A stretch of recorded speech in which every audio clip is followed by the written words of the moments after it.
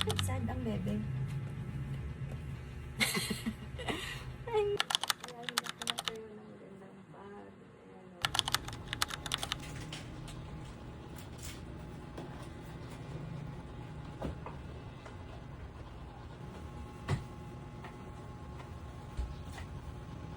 So, papunta kami ngayon ng school mga sis sa Banlag.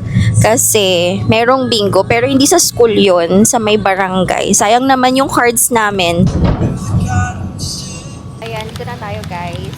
Happy Fiesta Banlag! Sige, dito na. Dito.